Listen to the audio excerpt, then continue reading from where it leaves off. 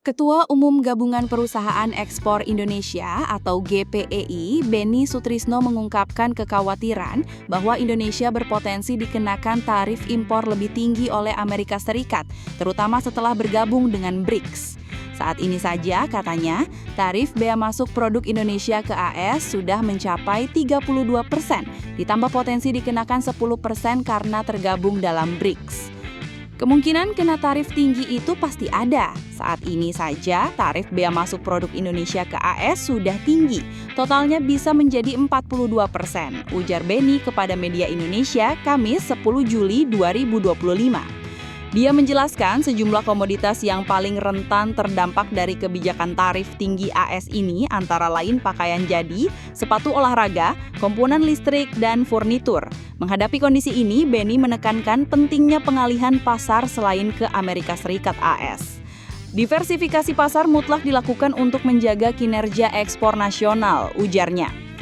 Butuh negosiasi tarif yang intens. Hal senada disampaikan Wakil Ketua Umum Kadin Bidang Perindustrian Saleh Husin.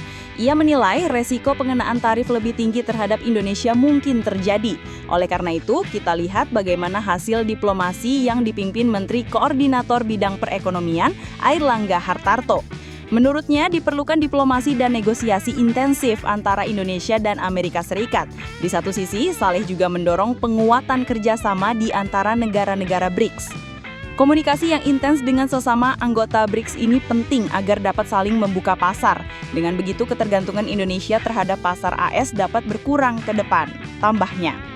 Terkait dampaknya, Saleh menerangkan kenaikan tarif impor AS tentu akan mempengaruhi daya saing produk ekspor Indonesia.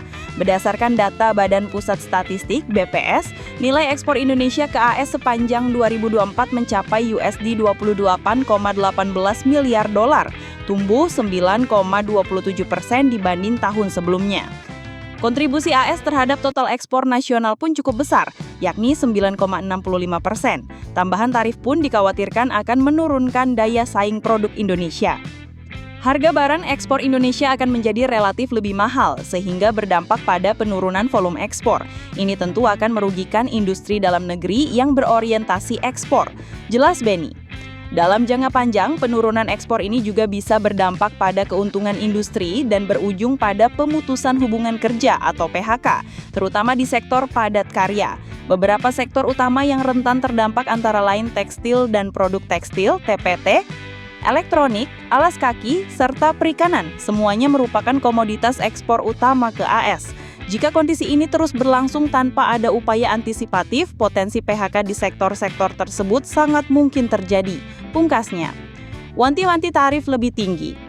Dihubungi terpisah Kepala Pusat Makroekonomi dan Keuangan Institute for Development of Economics and Finance Indef, Muhammad Rizal Taufikur Rahman, mewanti-wanti posisi Indonesia yang masuk anggota BRICS. Dia berpendapat pengenaan tarif tinggi oleh AS terhadap sejumlah negara anggota BRICS seperti Brasil yang dikenai bea masuk 50% untuk produk baja, bukan sekadar kebijakan perdagangan semata. Ini melainkan bagian dari dinamika geoekonomi yang makin tegang. Dalam konteks ini, posisi Indonesia sebagai anggota baru BRICS memang patut dicermati dengan lebih hati-hati, tegasnya, saat dihubungi media Indonesia. Meskipun lanjutnya belum terdapat sinyal eksplisit bahwa Indonesia akan menjadi target tarif serupa, namun keikutsertaan dalam konsolidasi ekonomi alternatif terhadap hegemoni Barat ini bisa saja menimbulkan konsekuensi terselubung, terutama bila Indonesia dianggap terlalu akomodatif terhadap kepentingan Tiongkok atau Rusia dalam forum tersebut.